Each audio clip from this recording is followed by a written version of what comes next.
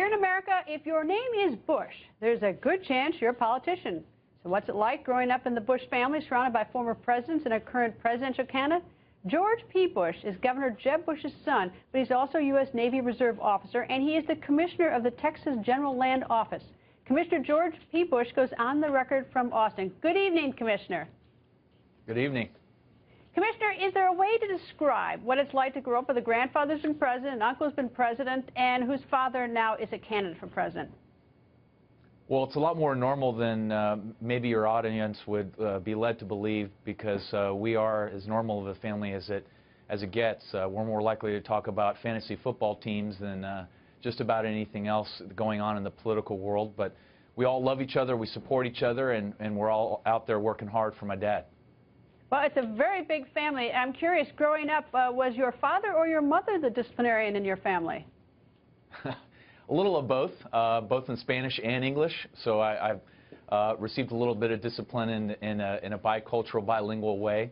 But because of their support and their love over the years, I've been privileged to serve the good people of Texas here as Texas Land Commissioner and continue to do the good work that this office does for so many Texans every day.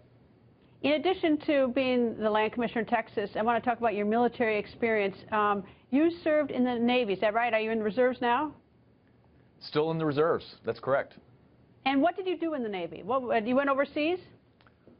I did. I was deployed during the summer surge of 2010, activated as many reservists are over the course of the prosecution of the global war on terror since 9/11. And I believe that our generation really stepped up in a big way, in the sense that in a volunteer fashion, we arose to the challenge in Iraq and Afghanistan. And when you look at the challenges of today, whether they be asymmetric or conventional, I think a lot in my generation continue to recognize we need a new commander-in-chief that not only is a different occupant, but provides a different direction for our nation's military. And my guess is you have a suggestion as to who that new commander-in-chief should be.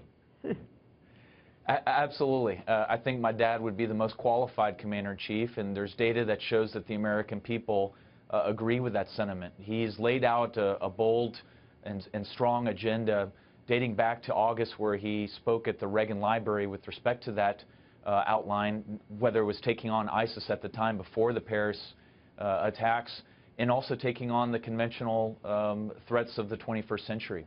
It's about rebuilding our military, investing in our intelligence assets, reforming the federal VA, and holding this president and the Congress accountable for the failure to reward our military veterans after they have come home from their service.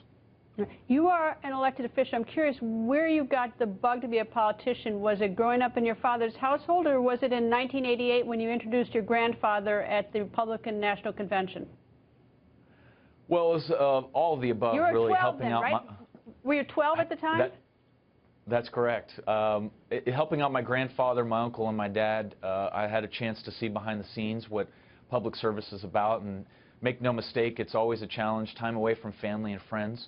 But at the end of the day, to be able to serve others and make this place and state a better place to live in, it's truly an honor every day.